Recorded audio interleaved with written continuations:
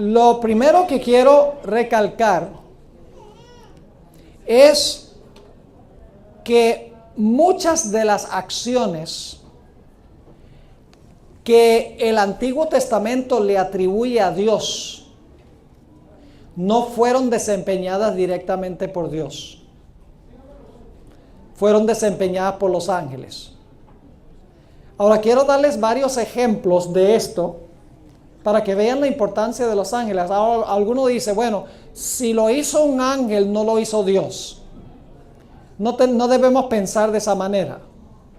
Porque el ángel hace estrictamente lo que Dios le dice. Y cuando el ángel lo hace, Dios lo está haciendo. ¿Está claro ese punto? Los ángeles son los embajadores de Dios. Un embajador hace sencillamente lo que le dice el presidente. Es el portavoz del presidente. Los ángeles son los portavoces de Dios. Son los que hacen lo que Dios le dice estrictamente, sin voltear a la derecha ni a la izquierda. Y lo hacen con absoluta sabiduría, como estudiamos. Ahora, quiero darles varios ejemplos bíblicos de esto. Quiero empezar con las palabras que Dios le habló a Caín. Mencioné esto anoche, Génesis 4 y el versículo 6 y 7. Y luego entonces quiero leer algunas citas del Espíritu de Profecía. La hermana White entendió esto. La mayoría de los teólogos no entienden esto. Pero el Espíritu de Profecía lo tiene claro. Y cuando uno estudia la Biblia con cuidado, la Biblia lo tiene también claro. Le voy a dar varios ejemplos bíblicos. Génesis 4, 6 y 7. Caín está enojado porque Dios no bendijo su sacrificio con fuego del cielo. Y dice aquí, escuchen con cuidado, entonces Jehová dijo a Caín. ¿Quién dijo? Jehová. ¿Por qué te has ensañado y por qué ha decaído tu semblante? Si bien hicieres, ¿no seréis enaltecidos? Y si no hiciereis bien, el pecado está a la puerta. Con todo esto a ti será su deseo y tú te enseñorearás de él. Ahora escuchen el comentario de la hermana White en Historia de la Redención, página 55. Dios estuvo dispuesto a condescender, enviando un ángel para que conversara con él. ¿A quién mandó Dios para conversar con Caín? Un ángel. Y luego dice, el ángel le preguntó por qué estaba enojado. Y le informó que si obraba bien y seguía las indicaciones que Dios le había dado, el Señor lo aceptaría y apreciaría su ofrenda. La Biblia dice que fue ¿quién que habló? Jehová. Pero la sierva del Señor explica que Jehová mandó ¿a quién? Mandó un ángel para hacerlo. ¿A dónde entonces está Dios? En el cielo. ¿Cómo se mantiene en comunicación con lo que sucede en la tierra? Por medio de los ángeles. ¿Recuerdan ustedes ese sueño que tuvo Jacob? De la escalera. La escalera dice que estaba plantada en la tierra y alcanzaba hasta el alto cielo. ¿Qué representaba esa escalera? A Jesús. Juan 1:51 dice que Jesús vio el cielo abierto y los ángeles que ascienden y descienden sobre el Hijo del Hombre. Es decir, la escalera representa a Cristo. La parte de arriba de la escalera es su divinidad, la parte de abajo es su humanidad. Porque es hombre y porque es Dios, puede cerrar la distancia entre el cielo y la tierra. Pero ¿quiénes son los emisarios de Cristo? Que llevan nuestras oraciones al cielo y traen la respuesta de Dios. Los ángeles. Porque dice que los ángeles ascienden y descienden sobre la escalera. Ahora, otro ejemplo. ¿Quién traspuso a Enoc al cielo? Vamos a leer Génesis 5 y el versículo 24. Génesis 5 y el versículo 24. Dice, caminó pues Enoc con Dios y desapareció porque le llevó Dios. ¿Quién se llevó a Enoc? Dios. En Hebreos 11:5 agrega algunos detalles. Dice en Hebreos 11:5, por la fe Enoc fue traspuesto para no ver muerte y no fue hallado, porque lo traspuso Dios, y antes que fuese traspuesto tuvo testimonio de haber agradado a Dios. ¿Quién traspuso a Enoc? Dios. Note lo que dice en el libro Espíritu de Profecía, tomo 1, página 63. No, es un libro que no está en español, yo traduje la cita. Spirit of Prophecy, tomo 1, página 63. Dice ella, Dios no iba a permitir que Enoc muriera como los demás hombres, sino que envió a sus ángeles para que lo llevaran al cielo sin experimentar la muerte. ¿Cómo es que Dios se llevó a Enoc al cielo? Por medio de los ángeles. ¿Quién fue el que lo hizo? ¿Dios o fueron los ángeles? Sí, pues nosotros decimos, si fueron los ángeles, no fue Dios. Fue Dios por medio de los ángeles. Yo pregunto, ¿quién le dio el mensaje a Noé para que lo predicara? ¿Quién le dio el mensaje a Noé? Y le dijo, ¿qué predicar? Fue Jehová. Génesis 6 dice que fue Jehová. Génesis 6, 13 al 21. Pero noten lo que dice la sierva del Señor. Tampoco está en español, yo traduje todas estas citas. Si alguien está interesado en tener todo el material, me dan su correo electrónico, se lo mando. Todo este material lo tengo escrito, con todas las citas. Dice ella, Dios había tolerado la perversidad e iniquidad de aquella raza longeva, pero al fin declaró que no los toleraría más. Envió sus ángeles a Noé para informarle cuál era su propósito para con los habitantes del viejo mundo. ¿Quién le dio la advertencia a Noé? Los ángeles, Dios a través de los ángeles. Dice, aquel fiel pregonero de justicia le anunció a los habitantes que en 120 años concluiría el periodo de gracia. ¿Quién cerró la puerta del arca?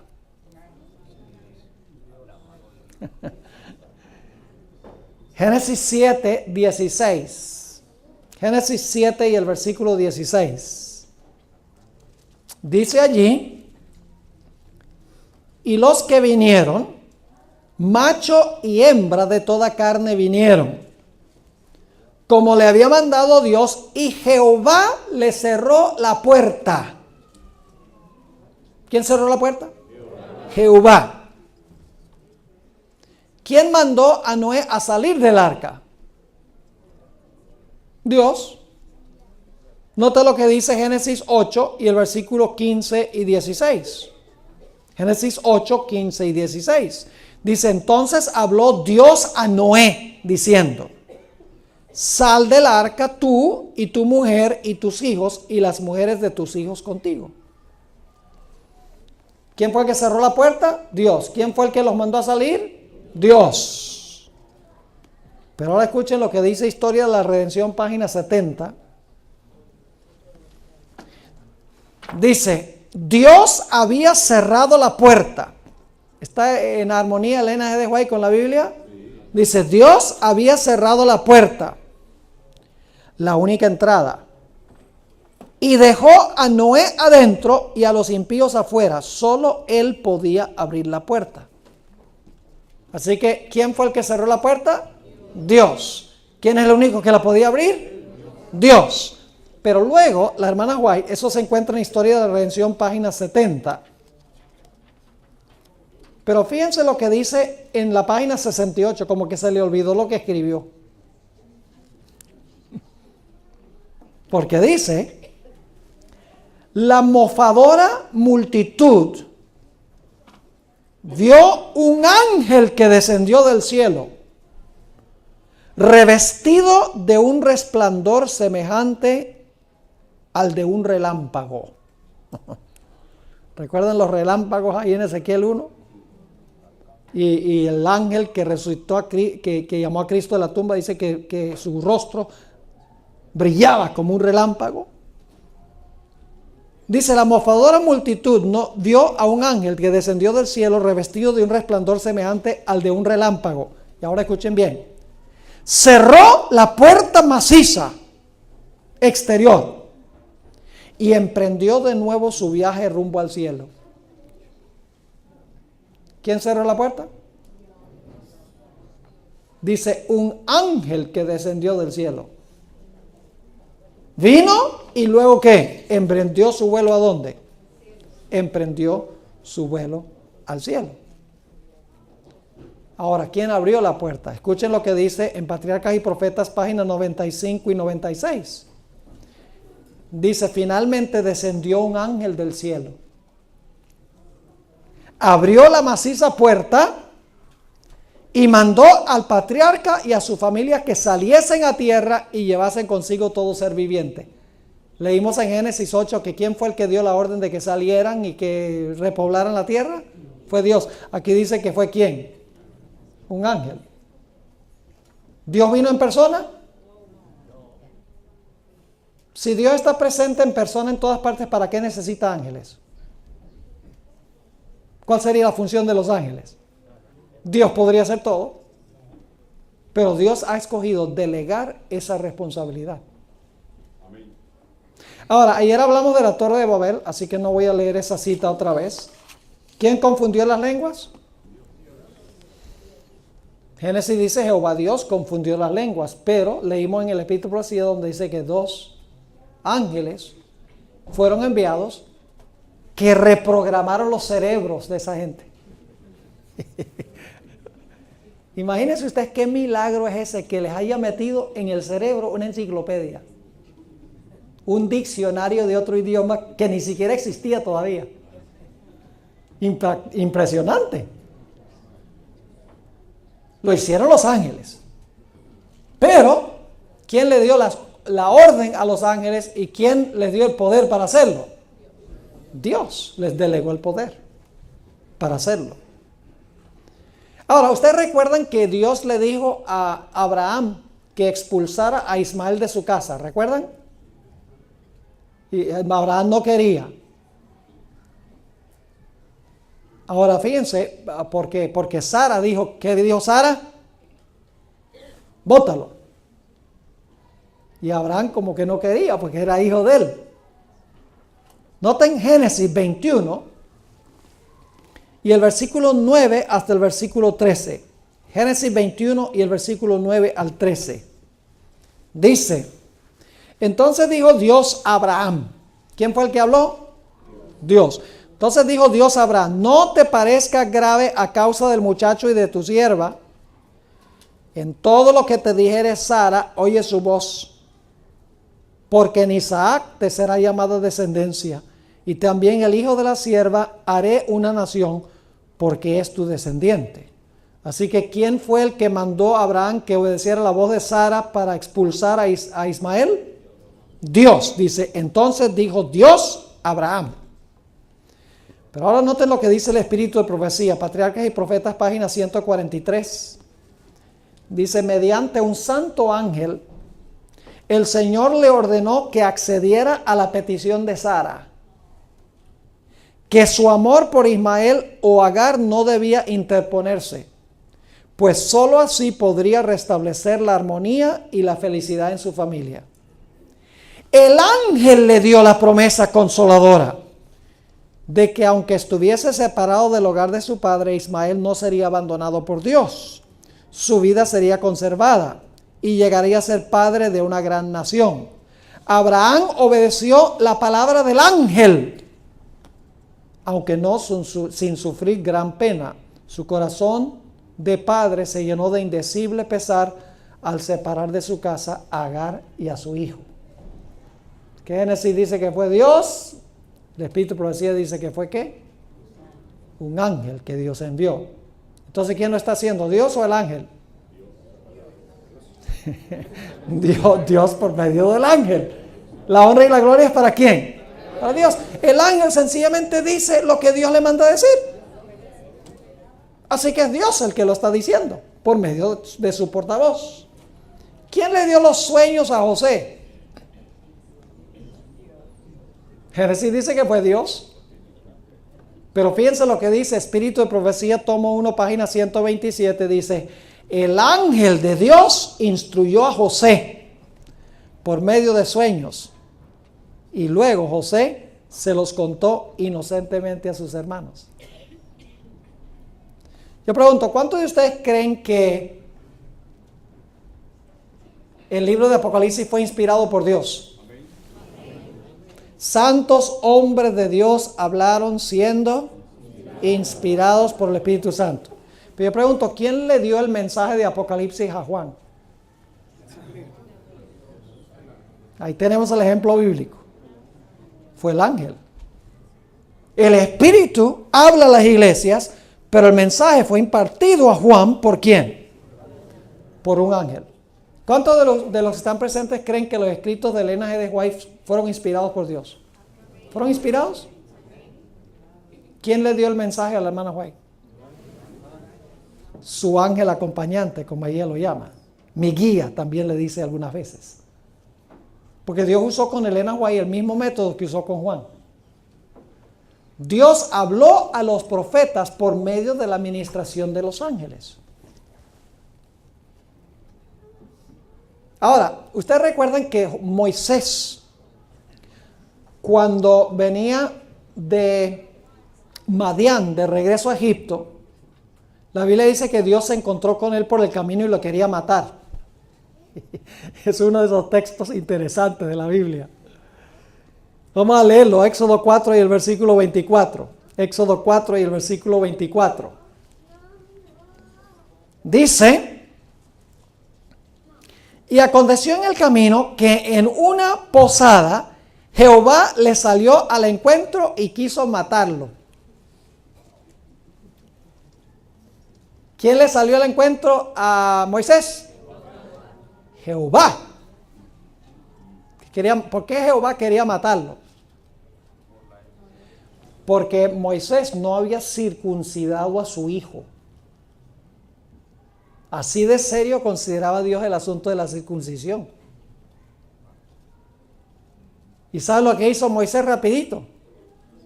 La esposa lo circuncidó. Ahora, fíjense la explicación que da Elena White, porque en Génesis dice, en Éxodo dice, Jehová le salió al encuentro y quiso matarlo. Pero dice la sierva del Señor en Patriarcas y Profetas 2:61, y esto sucede vez tras vez. Uno que se lleva la impresión de que todo lo que está pasando en la tierra lo está haciendo Dios por medio de los ángeles. ¿Y hoy qué? Igual. Dios tiene millones de emisarios que cumplen su voluntad aquí en la tierra. Con absoluta y perfecta sabiduría. El problema es que a veces nosotros, cuando decimos que Dios es omnipresente, a veces tenemos un concepto nebuloso de Dios. ¿Cómo puede Dios ser una persona si está debajo del púlpito y está debajo del asiento y está por ahí en la calle? Como que no nos podemos enfocar, como que Dios no es una persona, debe ser una esencia que todo lo permea. Pero cuando concebimos que Dios es un personaje que está sentado en su trono en un lugar en el cielo, y se mantiene en comunicación activa con sabiduría porque es omnisciente y administra todo usando los ángeles de una forma sabia, entonces uno ya se puede enfocar, por ejemplo en sus oraciones, uno puede enfocarse al Dios que está sentado en su trono en el cielo.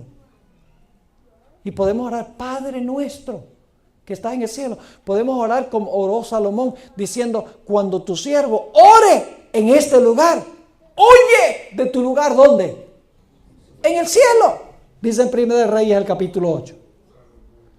¿Saben que la Biblia dice que Dios no habita en templos hechos de manos?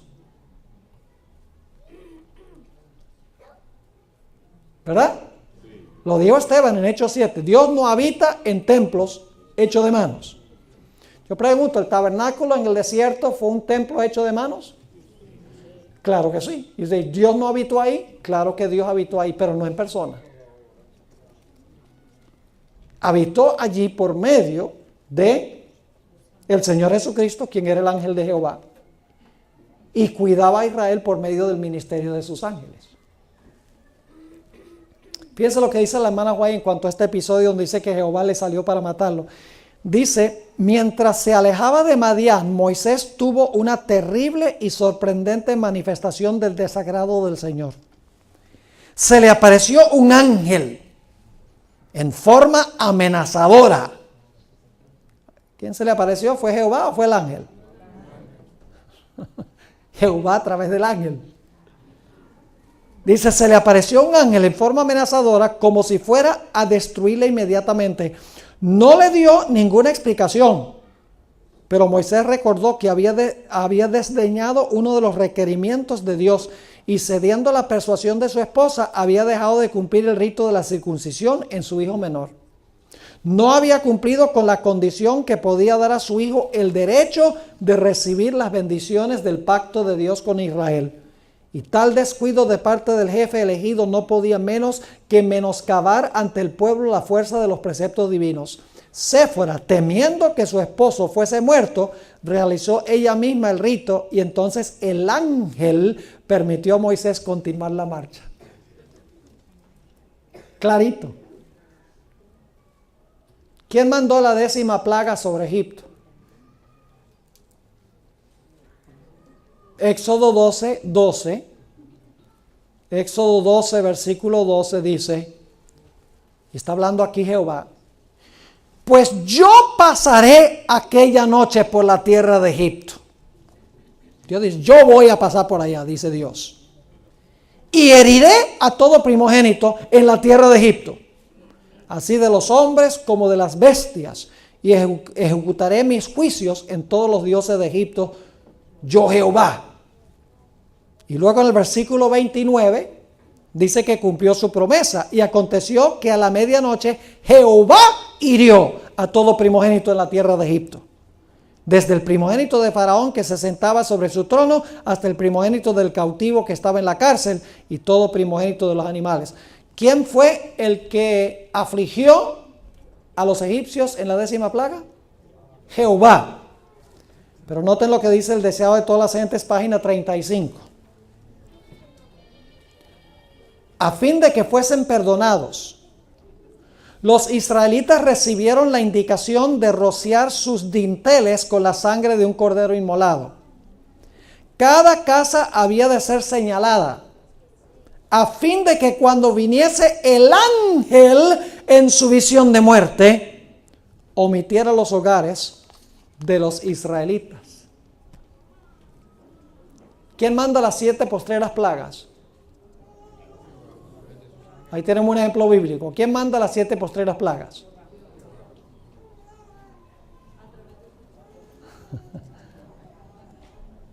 Es la manifestación de la ira de ¿quién? La ira total de Dios, dice Apocalipsis.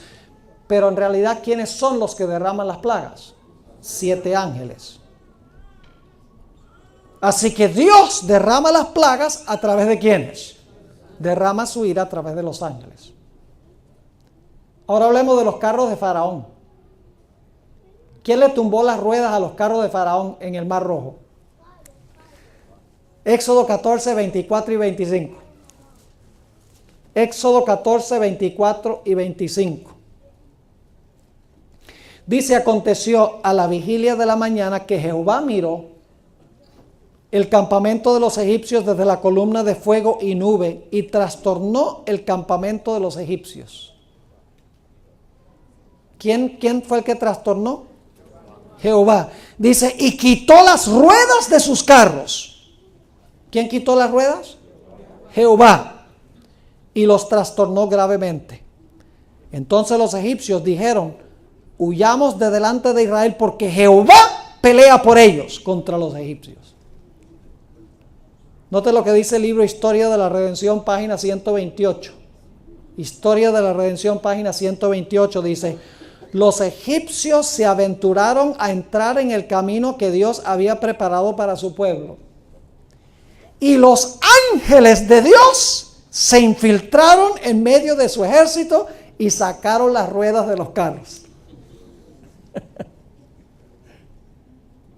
¿Están viendo el fenómeno este? Hermanos y hermanas, la presencia de Dios está en todas partes por medio del ministerio de sus ángeles. Impresionante. No nos da ese concepto de que Dios está muy cerca de nosotros. Muy cerca de nosotros. Ahora, ¿quién tumbó los muros de Jericó?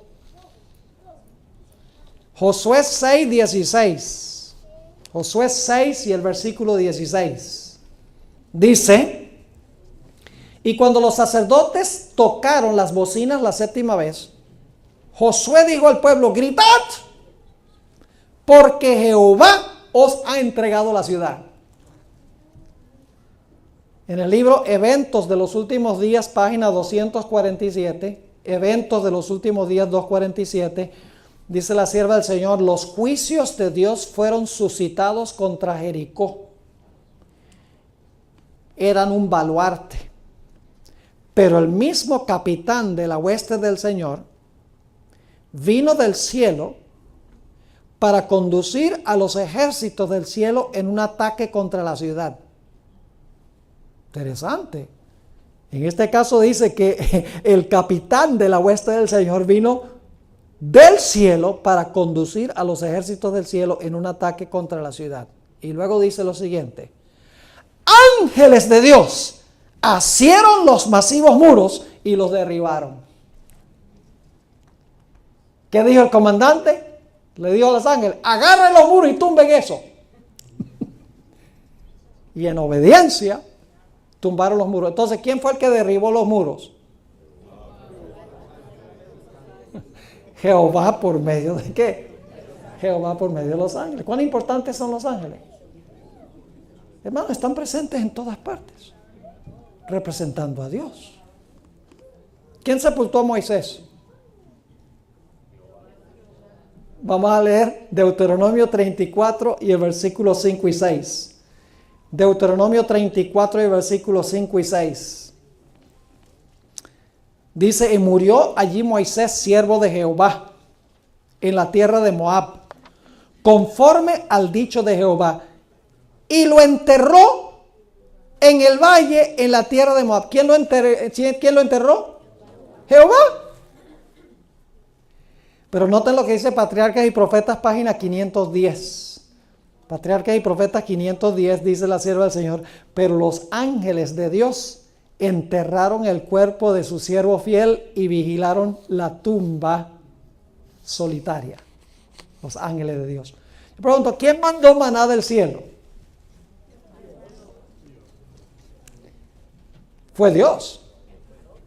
Porque dice en Juan 6:32: y Jesús les dijo: de cierto os digo, no os dio Moisés el pan del cielo, mas mi Padre os da el verdadero pan del cielo. Es decir, ¿quién fue el que mandó maná? Dios. Pero ustedes saben que el maná se llama alimento de ¿quiénes? Alimento de ángeles, dice en el Salmo 78, 24 y 25.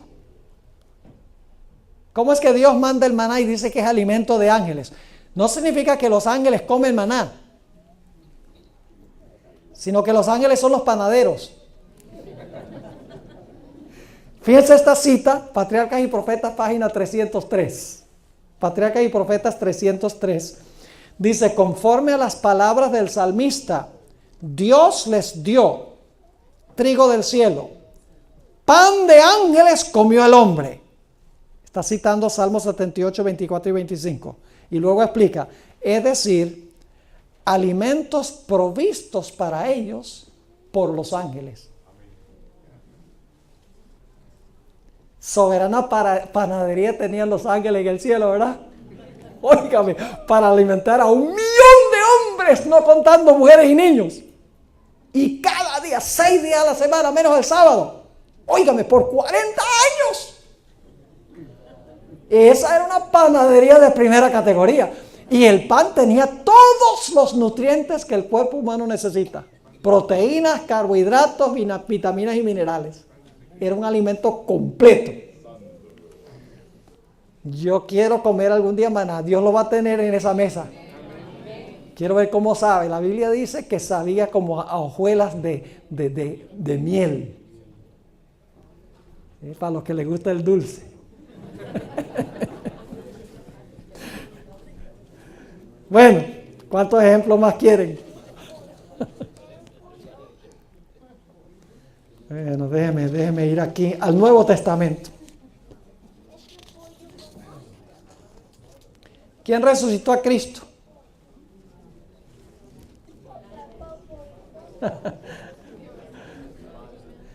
Fue el Padre por medio de un ángel. Escuchen esas citas del Espíritu de Profecía, qué interesantes son. La primera cita se encuentra en el libro Exaltada Jesús, que es un libro, una matutina. Exaltada Jesús, página 96. Note lo que dice. Al resucitar a Cristo de los muertos, el Padre glorificó a su Hijo. ¿Quién lo resucitó? El Padre. Dice, el Padre glorificó a su Hijo delante de la guardia romana, delante de las huestes satánicas y delante del universo celestial. Y luego dice, un ángel poderoso descendió, vestido con la panoplia del cielo, ahuyentando las tinieblas a su paso, y después de romper el sello romano, hizo rodar la piedra del sepulcro como si hubiera sido un pedrusco, deshaciendo en un instante el trabajo que había realizado el enemigo. Y ahora escuchen bien. Se oyó la voz de Dios que llamaba a Cristo de su prisión. ¿La voz de quién? De Dios. Pero ahora noten esta cita tan interesante. Algunos dicen que la hermana White se contradice. No, no se contradice. Porque la voz de Dios, Dios habla por medio de ¿qué? Del ministerio de los ángeles. Ahora escuchen esta cita, primeros escritos 181 y 182. Dice, un ángel de la hueste que había presenciado la humillación de Cristo y vigilaba la tumba, se unió al ángel venido del cielo. Había un ángel que estaba allí y otro ángel que se une, que viene del cielo. Y dice, y juntos bajaron al sepulcro. Al acercarse ambos, se estremeció el suelo y hubo un gran terremoto. Los soldados de la guardia romana quedaron aterrados. ¿Dónde estaba ahora su poder para guardar el cuerpo de Jesús? No pensaron en su deber ni en la posibilidad de que los discípulos hurtasen el cuerpo del Salvador. Al brillar en torno del sepulcro la luz de los ángeles, más refulgente que el sol, los soldados de la guardia romana cayeron al suelo como muertos. Y ahora escuchen, uno de los dos ángeles echó mano de la enorme losa y empujándola a un lado de la entrada, sentóse encima. El otro ángel entró en la tumba y desenvolvió el lienzo que envolvía la cabeza de Jesús. Qué gran privilegio, ¿verdad que sí? Y ahora escuchen, acabamos de leer que quién fue el que pronunció las palabras que llamó a Jesús. ¿Se oyó la voz de quién? De Dios, que llamaba a Cristo de su prisión. Leímos en Exaltada Jesús, página 96. Pero ahora escuchen lo que ella dice. El otro ángel entró a la tumba y desenvolvió el lienzo que envolvía la cabeza de Jesús. Entonces el ángel del cielo, con voz que hizo estremecer la tierra, exclamó: tú, Hijo de Dios, tu Padre te llama, sal. Amén. La muerte no tuvo ya dominio sobre Jesús. Levantóse de entre los muertos como triunfante vencedor. Amén. ¿Cuál fue la voz de Dios? ¿Por medio de qué? Por medio del ángel que envió. Ahora, el ángel no tiene poder para resucitar. El poder es de Dios. Pero el instrumento que Dios usa es el ángel. Yo pregunto, ¿hubo seres humanos que resucitaron a otros seres humanos? ¿Recuerdan a Eutico? El que se cayó de la ventana porque el predicador predicó muy largo. Pablo. Menos mal que aquí no hay ventanas donde hay gente sentada. Dice, cayó muerto. ¿Y Pablo qué hizo? Lo resucitó. Yo pregunto, ¿Elías resucitó al hijo de la viuda? Claro que sí, pero no fue Elías ni fue Pablo. Fueron los instrumentos que Dios usó. Es decir, la fuente del poder es Dios. Pero el instrumento que Dios usa es el ángel, porque Dios se hace presente en todo el universo a través de sus ángeles. Una última cita sobre la resurrección de Cristo. Tomo 5 del comentario bíblico 1113. Dice, cuando se escuchó la voz del ángel que decía, tu padre te llama, aquel que había afirmado, pongo mi vida y la vuelvo a tomar, destruid este templo y en 3 días lo edificaré, salió del sepulcro por la vida que estaba en sí mismo. Es decir, Jesús sencillamente estaba esperando el permiso del Padre para tomar su propia vida. El Padre lo resucitó en el sentido de que el Padre mandó el mensaje diciéndole a Jesús, te autorizo para que uses, para que tomes tu vida de regreso con tu poder. Es decir, ahí está involucrada la Trinidad, ¿verdad que sí? Todos los miembros cooperando juntos. Ahora, déjenme darles algunos ejemplos del libro Hechos de los Apóstoles, rapidito, y luego quiero decir algo sobre el Salmo 139 antes de terminar. ¿Recuerdan el nombre de Gamaliel? ¿Recuerdan cuando querían matar a los apóstoles? Gamaliel muy sabiamente dijo, no hagan eso. Déjenlos que prediquen. Si esta obra no es de Dios, se desbarata rapidito. Pero si es de Dios, no lo van a poder detener. Según Hechos, ¿quién fue el que le dio esas palabras sabias a Gamaliel? El Espíritu Santo. Pero noten lo que dice la sierva del Señor. En el libro Spiritual Gifts, tampoco está en español. Yo traduje todas estas citas. Lamentablemente hay mucho material de la hermana White que no está en español. Pero está en Spiritual Gifts, tomo 1, página 85. Dice ella, entonces aquellos asesinos se enfurecieron. Querían manchar una vez más sus manos derramando la sangre de los apóstoles. Mientras estaban tramando cómo lograrlo, Dios envió un ángel a Gamaliel para impresionar su corazón. ¿Fue el Espíritu Santo por medio de qué? De un ángel, a fin de que aconsejara al sumo pontífice y a los gobernantes. Gamaliel dijo, apartaos de estos hombres y dejadlos, porque si este consejo o esta obra es de los hombres, se desvanecerá, mas si es de Dios, no la podréis destruir. No seáis tal vez hallados luchando contra Dios. Y luego dice, los ángeles impíos estaban actuando sobre los corazones de los sacerdotes y ancianos. Hay una guerra en el mundo invisible, ¿verdad que sí? Dice, pero Dios envió su ángel para impedirlo, levantando una voz en medio de ellos mismos a favor de los discípulos. ¿Cómo hizo el Espíritu Santo su obra de impresionar la mente y el corazón de Gamaliel? Por medio de un ángel.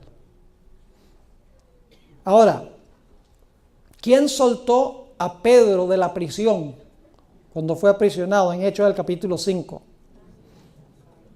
Dice claramente en Hechos 5, 19 y 20, solamente les voy a mencionar la referencia, no tenemos tiempo de leerlo, pero Juan 5, 19 y 20 dice que un ángel llegó a la prisión y lo soltó. Pero ahora fíjense lo que dice la sierva del Señor.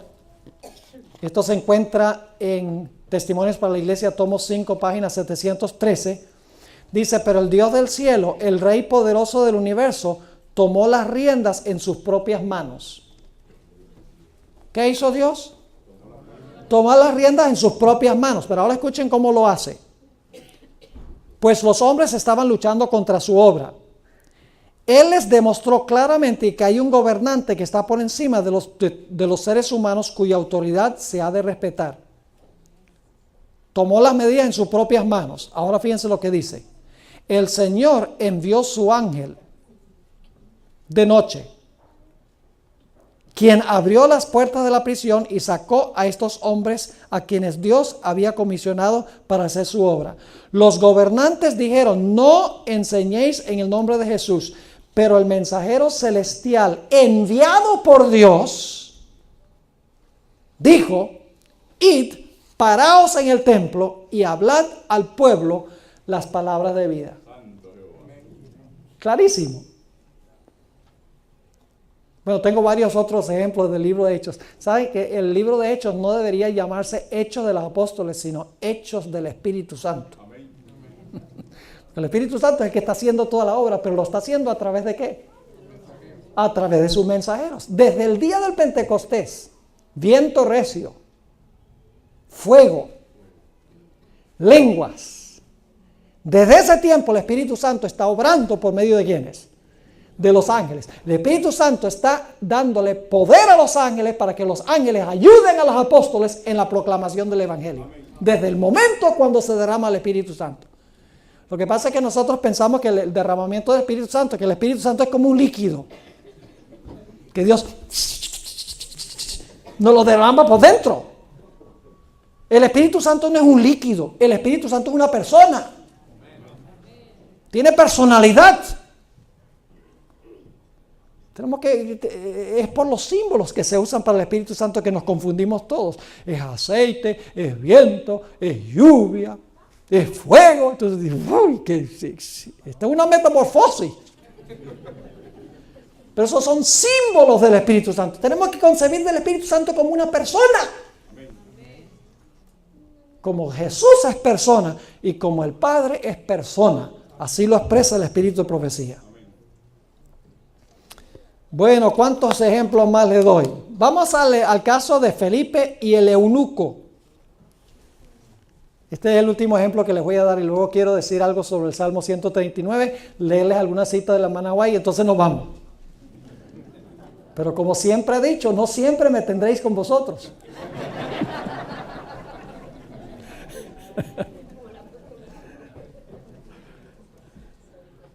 Felipe y el eunuco. Le voy a sintetizar, no vamos a buscar los versículos, pero ustedes pueden buscarlos. Está la historia en Hechos 8. En Hechos 8:26 dice que el ángel mandó a Felipe que se encontrara con el etíope. El ángel mandó a Felipe que se encontrara con el eunuco. 3 versículos después, en el versículo 29, el Espíritu Santo es el que está hablando con Felipe.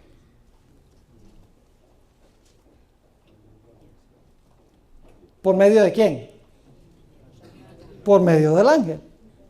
Y luego en el versículo 39 dice que el Espíritu arrebató a Felipe. Yo pregunto, ¿quién arrebataba a la hermana White cuando estaba en visión? Y a Juan en Apocalipsis. Dice, cuando dice que Juan fue arrebatado en el Espíritu, Apocalipsis 21, 9 y 10 dice que un ángel lo llevó a un alto monte y le mostró la grande ciudad. Es decir, que leyendo Hechos del capítulo 8, el ángel es intercambiable con la obra del Espíritu Santo. Ahora, ¿cuál es entonces el modus operandi de Dios? ¿Cuál es el modus operandi de Dios? Dios es el que delega. Dios no lo hace todo él, como hacen algunos ministros. Delegan y luego ellos lo hacen. Dice, por favor, haz esto. Entonces cuando la persona lo está haciendo, no, yo lo hago. No, Dios delega responsabilidad y así administra. Es un excelente administrador. ¿Saben ustedes? Los líderes más inteligentes no son los que hacen la mayor cantidad de trabajo, sino los que reclutan la mayor cantidad de gente para hacer el trabajo. Porque así uno se multiplica y algunos se sienten amenazados y se tratan de rodear de gente que dice sí. Un buen líder se rodea de la gente más capaz y más inteligente. Y no tiene miedo de que esa gente haga un buen trabajo. Porque últimamente el líder es el que se lleva el crédito. Y no es importante quién se lleva el crédito. Pero la gente dice, ve qué bien administra ese pastor la iglesia, vea. Y lo que no saben es que toda la gente de la iglesia son los que están administrando la iglesia. ¿No debe ser así? Claro. Cuando delegamos debemos respetar a la gente a quien le delegamos. Y nosotros, los que recibimos la delegación, debemos cumplir. Porque si no, entonces Dios dice, quítate de ahí que voy a nombrar a otro.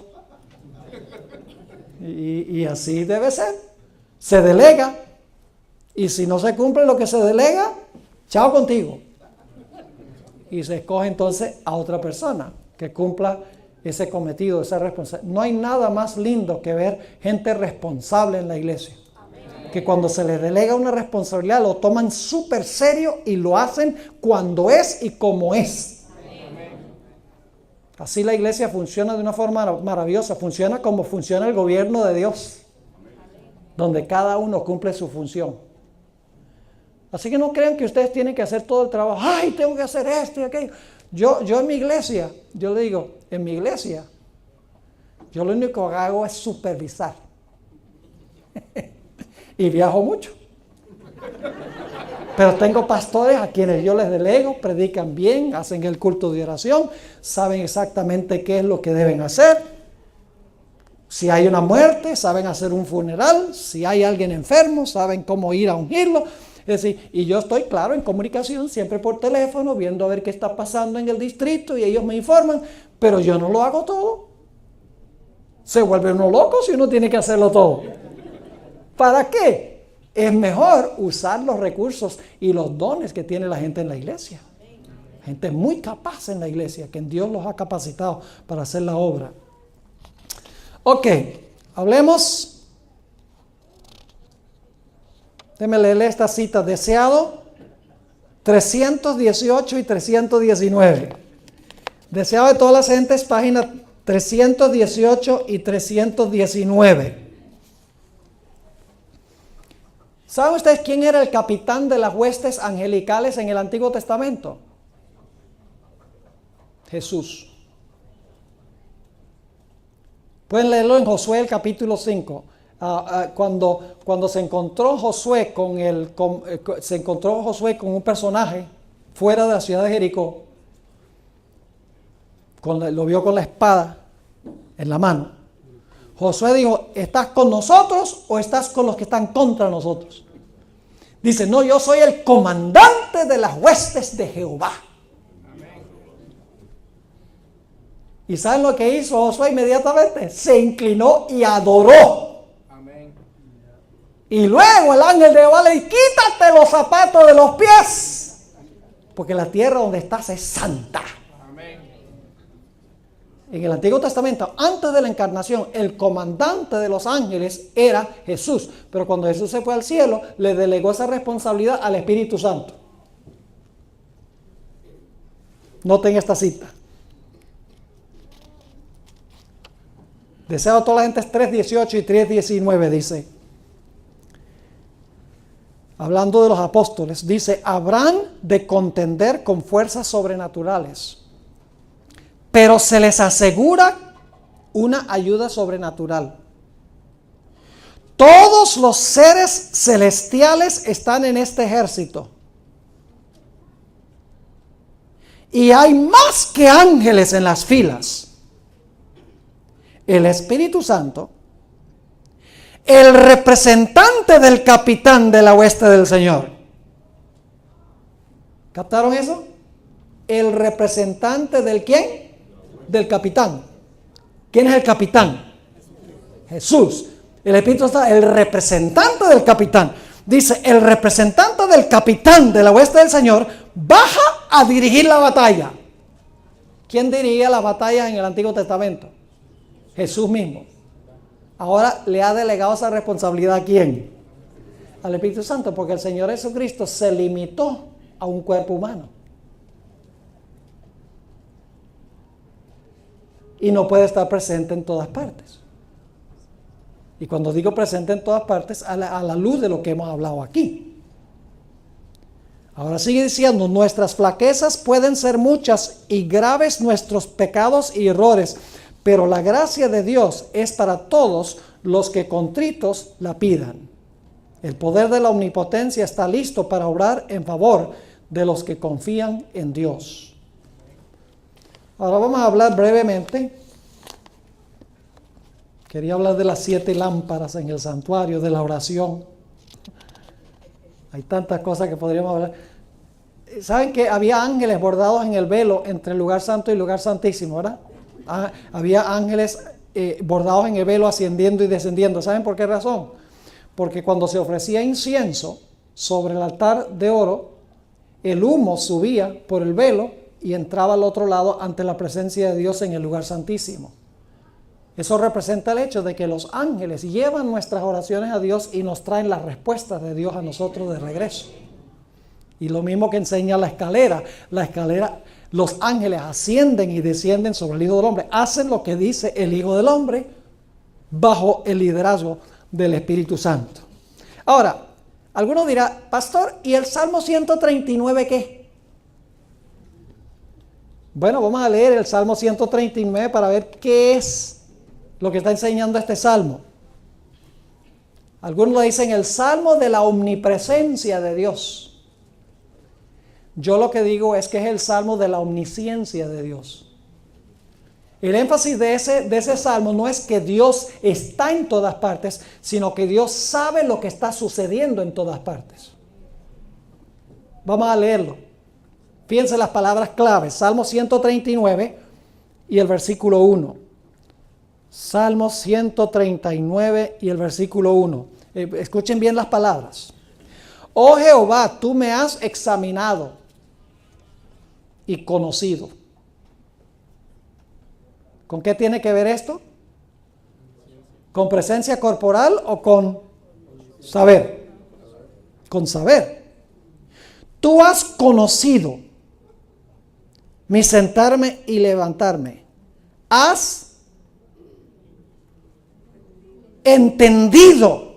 ¿Desde dónde? Dios está ¿qué?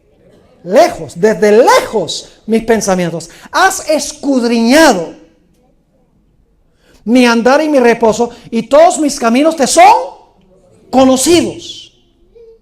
Pues aún no está la palabra en mi lengua, y aquí, oh Jehová, tú la sabes. ¿Tiene esto que ver con su presencia física en todas partes o tiene que ver con su conocimiento infinito? Con su conocimiento infinito. Dice, detrás y delante me rodeaste y sobre mí pusiste tu mano. Tal conocimiento es demasiado maravilloso para mí. Alto es, no lo puedo comprender. Todas las palabras, examinar, conocer, entender, escudriñar, saber, tienen que ver ¿con qué? Con el conocimiento de Dios, que es infinito. Nadie se puede esconder de Él, porque Él tiene una mente infinita y sabe todo lo que está pasando en todas las partes, en todas las épocas, en todo el universo. Es omnisciente. Y luego entonces, después de haber explicado eso, dice, ¿a dónde me iré de tu espíritu? ¿Y a dónde huiré de tu presencia? ¿En qué sentido se ha dicho que Dios está presente en los versículos anteriores? Cada texto hay que estudiarlo en su contexto. ¿Cómo es que Dios está presente en todas partes? Por su conocimiento infinito. Sigue diciendo, ¿a dónde me iré de tu espíritu y a dónde huiré de tu presencia? Si subiera a los cielos, ahí estás tú. Y si en el Seol hiciera mi estrado, he aquí, allí tú estás. Pero la pregunta es, ¿cómo está? Hay que mirarlo a la luz del contexto. Ahora, permítame leerles una cita de la hermana White que explica esto. Comentario bíblico, tomo 3. El comentario que hace ella está comentando sobre el Salmo 139 y el versículo 8. Vamos a ver qué tuvo que decir ella en cuanto a este asunto. Dice, El salmista describe la presencia del ser infinito como que llena el universo. ¿Cómo presenta el salmista la presencia del ser infinito? Como que ¿qué? Llena el universo. No tengo página, pero es el comentario sobre el Salmo 139:8. Ahí lo van a poder, yo me imagino que este será el tomo 3. No, creo que el tomo 4, a ver, creo que el tomo 4 es ya Mateo, los evangelios. Creo que debe ser el tomo 2 o 3. 5 son los evangelios.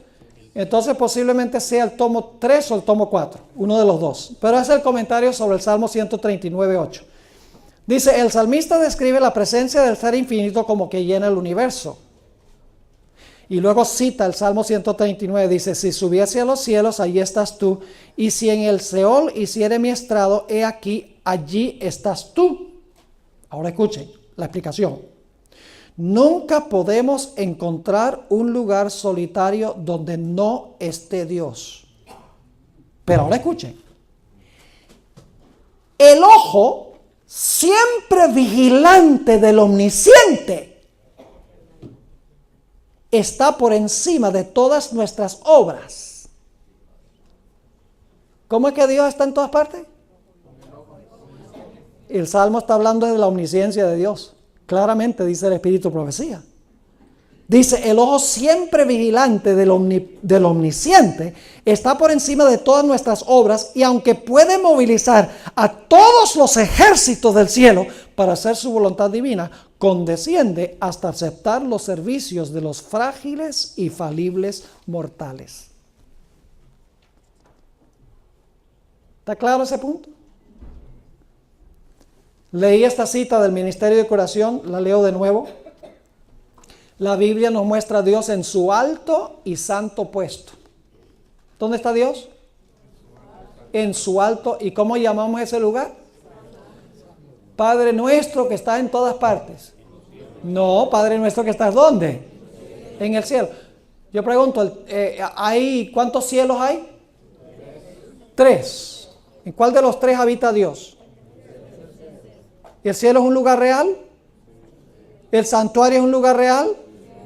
¿Dios está sentado en el santuario? Entonces, ¿Dios está localizado en un lugar? Sí, Señor. Déjense de esta idea de que Dios personalmente está en todas partes. No, Señor. La Biblia ni el Espíritu Profecía enseñan ese concepto. Ahora, algunos me han acusado, dice el pastor Born, no cree que Dios es omnipresente. Y por eso debo decir, yo creo firmemente que Dios es omnipresente, pero no en persona. Es omnipresente, está en todas partes porque su conocimiento es infinito. Es decir, hay que unir su omnisciencia con su omnipresencia. Dios no tiene que estar en China, y en Toronto, y en Caracas, y en Bogotá, y en la China, para saber lo que está pasando en esos lugares. No tiene que estar personalmente presente, porque Dios conoce el fin desde el principio. Todo está en su mente infinita. Ahora, no me pidan que yo explique eso, porque yo no sé cómo es posible eso. Pero Dios está omnipresente por medio de su omnisciencia. ¿Está claro? Así que si alguien le dice que el pastor Born dice que Dios no es omnipresente, diga, no, Señor, yo lo escuché. Él cree que Dios es omnipresente, pero hay que combinar su omnipresencia con su omnisciencia. Sigue diciendo, la Biblia nos muestra a Dios en su alto y santo puesto, no en estado de inacción, no en el silencio y la soledad, sino rodeado de millares y millones de seres santos, siempre a la espera de sus órdenes. Ahora escuchen, por medio de estos mensajeros permanece Dios en comunicación activa con todas las partes de su dominio. Más claro no canta un gallo a las 3 de la mañana. Por medio de su espíritu y sus ángeles, porque no son los ángeles solos, es el espíritu coordinando los ángeles. Por medio del espíritu y sus ángeles, atiende y cuida a los hijos de los hombres. Por encima, ahora escuchen bien, por encima de las confusiones de la tierra, Dios está en su trono. Todas las cosas están abiertas a su divina mirada. ¿Dios es qué? Omnisciente. Y por su omnisciencia está omnipresente, pero no en persona, sino por su mente infinita. ¿Me permiten leer para terminar alguna cita de la hermana White? Dice que por encima de la cabeza del que estaba sentado en el trono, el que estaba dando todas las órdenes y coordinando toda esta administración del universo, había por encima del trono, ¿qué cosa? Un arco iris. Dice allí en Ezequiel 1:28, como parece el arco iris que está en las nubes el día que llueve, así era el parecer del resplandor alrededor. Y fíjense, quiero leerles una cita del libro Maranata, página 324, del Espíritu y Profecía, Maranata 324, a donde la hermana voy a explicar qué representa el arco iris. Dice, tal como el arco iris se forma en las nubes por la unión de los rayos del sol y las gotas de lluvia, el arco iris que rodea el trono representa el poder combinado de la misericordia y la justicia. No solo hay que afirmar la justicia, porque eclipsaría la gloria del arco iris de la promesa que está sobre el trono. Los hombres solo verían la condenación de la ley. Si no hubiera justicia ni sanción, el gobierno de Dios carecería de estabilidad. La unión de la justicia y la misericordia que hace que la salvación sea completa. Amén. Es decir, que esta visión de Ezequiel 1 demuestra que cuando Ezequiel vio la visión, no solamente había justicia, sino también que había misericordia en la forma en que Dios administra el universo. Así que básicamente esta visión está revelando cómo es que Dios administra el universo, particularmente con relación a este planeta específicamente. Yo pregunto, ¿está involucrado Dios el Padre? Sí. ¿Está involucrado el hombre vestido de lienzos, el varón vestido de lienzos, las manos debajo de las alas? Sí. ¿Está involucrado el Espíritu Santo? Moviliza a los seres vivientes. ¿Están involucrados los ángeles? Claro que sí. Y saben que está involucrado Ezequiel también. Porque Dios le dice a Ezequiel, yo quiero ahora que tú vayas y tú lleves este mensaje al pueblo de Israel. ¿Qué tal si Ezequiel hubiera dicho, no? Se daña la cadena de mando. Noten Ezequiel 11 para que vean esto. Ezequiel 11, 24 y 25. Ezequiel 11, 24 y el versículo 25. Dios usó a Ezequiel para entonces impartirle esto al pueblo. Dice, luego me levantó el Espíritu y me volvió a llevar en visión del Espíritu de Dios a la tierra de los caldeos, a los cautivos. Y se fue de mi vista la visión que había visto, y hablé a los cautivos todas las cosas que Jehová me había mostrado. Amén. ¿Se completó la cadena de mando? Amén. Claro que sí. Ahora yo pregunto, ¿somos nosotros importantes en la cadena de mando de Dios? Amén. Claro que sí. ¿Saben que los ángeles están esperando con brazos cruzados que nosotros nos despertemos? Dios está diciendo, los ángeles están diciendo, bueno, Señor, pero nosotros queremos, pero ellos no quieren. ¿Cuánto tiempo más van a tener que esperar? La obra no será terminada por los ángeles. La obra será terminada por el poder del Espíritu Santo a través de los ángeles, usando instrumentos humanos para alcanzar a la raza humana. Ahora, permítame terminar leyendo un pasaje del Espíritu de Profecía. Un pasaje un poco largo, pero junta todo el significado del simbolismo que tenemos aquí de una forma sencilla. El libro La Educación, páginas 177 y 178. La Educación 177 y 178. Dice lo siguiente: una maravillosa representación simbólica dada al profeta Ezequiel durante su destierro en la tierra de los caldeos, enseña esta lección.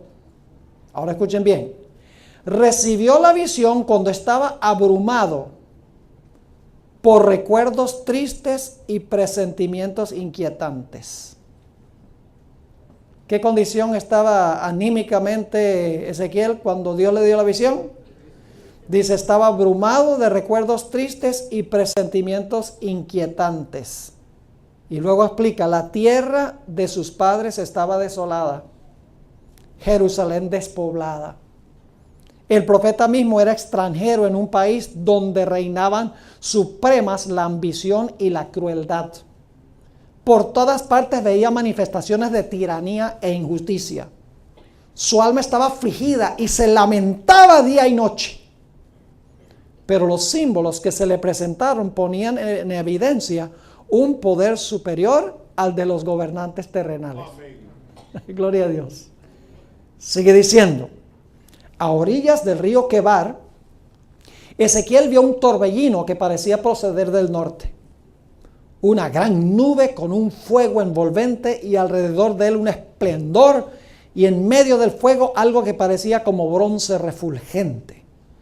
4 seres vivientes movían numerosas ruedas entrelazadas. Fíjense, las ruedas estaban entrelazadas. Por encima de todo esto se veía la figura de un trono que parecía de piedra de zafiro. Y sobre la figura del trono había una semejanza que parecía de hombre sentado en él. Y apareció en los querubines la figura de una mano de hombre debajo de sus alas. Las ruedas estaban dispuestas en forma tan complicada que a primera vista parecía que estaban en desorden, pero se movían en perfecta armonía. Seres celestiales empujaban las ruedas y ellos a su vez eran sostenidos y guiados por la mano que estaba debajo de los querubines.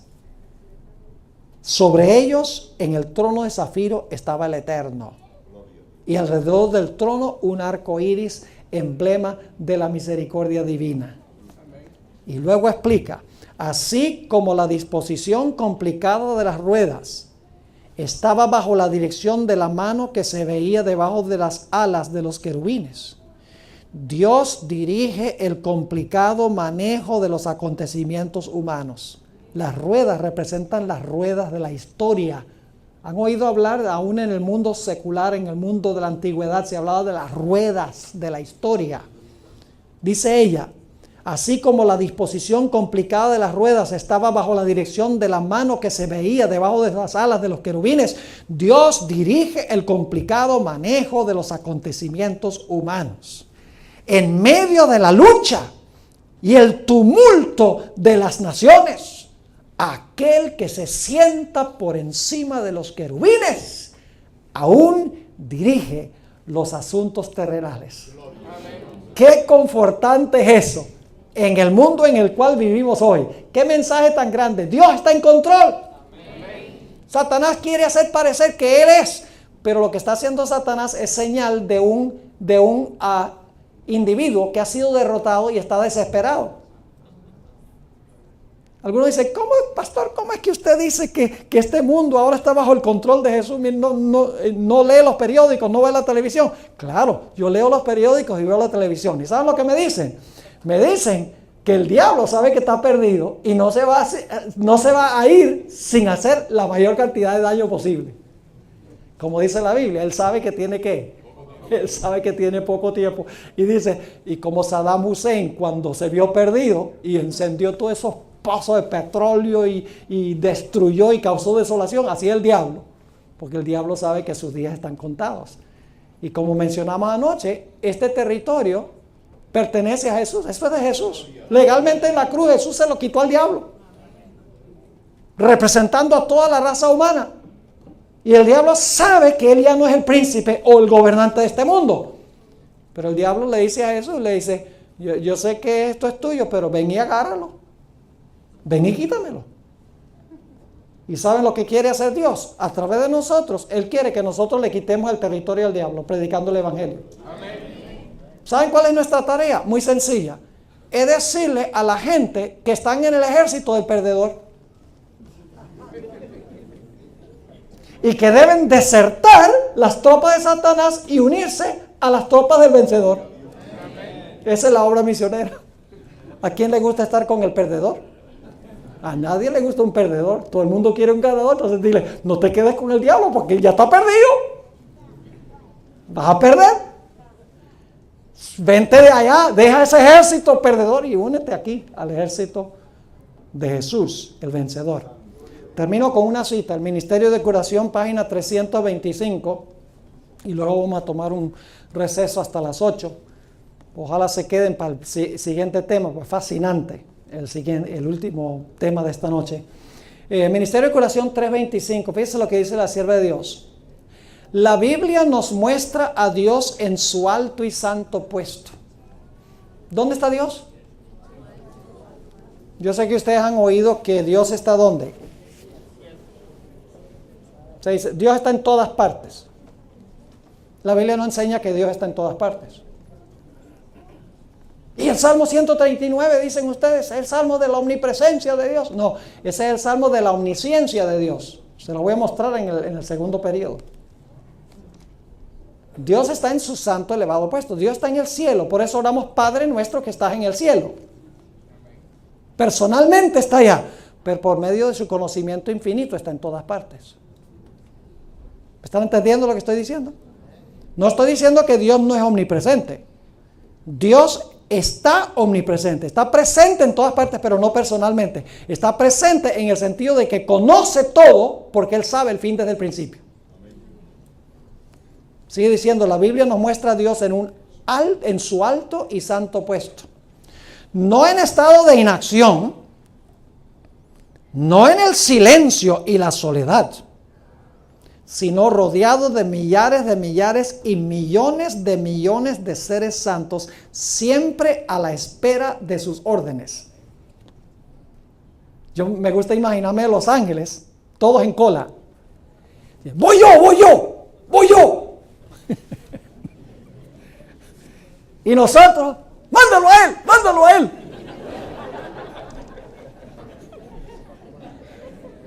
Sigue diciendo, por medio de estos mensajeros, permanece Dios en comunicación activa con todas las partes de su dominio. ¿Cómo es que Dios se mantiene activo en esta parte de su dominio esta noche? Por medio de sus ángeles. Y luego explica, por medio de ese espíritu, está presente en todas partes. Y luego agrega la explicación. Dice, mediante su espíritu y sus ángeles, atiende y cuida a los hijos de los hombres. Amén. Por encima de las confusiones, me gusta esto, nosotros nos aturdimos por lo que está pasando. Y nos inquietamos y nos angustiamos. Este mundo está tan mal. Y Dios en su serena y calmada eternidad mira. Dice, todo está bajo control. Entonces, ¿para qué angustiarnos? Pero pastor, tengo tribulaciones, problemas económicos, problemas de familia, y estoy angustiado y tengo depresión. No deberían tener nada de eso, porque es señal de que no creemos que Dios está en control. Suéltale el control a Dios. No trates de controlar tú lo que no puedes controlar. Dice, por encima de las confusiones de la tierra, Dios está en su trono. Ahora escuchen, todas las cosas están abiertas a su divina mirada. ¿En qué sentido es que Dios está en todas partes? Porque todo lo que, todo lo ve. Dice, todas las cosas están abiertas a su divina mirada y desde su grande y serena eternidad. Esa serena eternidad. Donde está Él no hay bullicio, ni son de guerra, ni desastres naturales. Dice aquí, desde su grande y serena eternidad, ordena lo que su providencia considera mejor. Amén. Así que no se quejen. Si vienen tribulaciones, diga, gloria a Dios. Amén. Dios tiene un plan. Yo no les puedo explicar siempre el plan. No puedo explicar por qué razón a veces nos viene angustia y nos problemas económicos. A veces sin causa aparente. Pero yo sé que Dios tiene un motivo, tiene un propósito. Y cuando nosotros decimos, Señor, yo no entiendo lo que está pasando, pero tú tienes un propósito, lo acepto.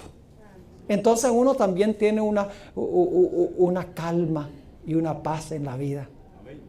Sabiendo que últimamente a los que Dios aman todas las cosas les ayudan a bien. El problema es que nosotros queremos controlar las cosas. Este es el problema. Nosotros queremos conseguir soluciones y queremos resolver los problemas. ¿Por qué no entregarle los problemas a Dios y dejar que Dios los resuelva? Amén. ¿No es maravilloso cómo obra Dios? ¿Cómo Dios administra el universo? Extraordinario. Ahora mismo, por lo menos hay el mismo número de ángeles que gente aquí, porque todos tenemos un ángel guardián. Y hay muchos más. Y también vamos a encontrar en la segunda parte que el diablo tiene sus ángeles acá también. Y hay una batalla en el mundo invisible. La hermana White dice que las batallas entre ángeles fieles y ángeles infieles, dice que la batalla es tan real como las guerras que se pelean en el planeta Tierra. En Profetas y Reyes. Es decir, están mano a mano. Pero gracias a Dios que hay 2 ángeles buenos por cada ángel malo. 2 contra 1. Así que Dios siempre va a ganar.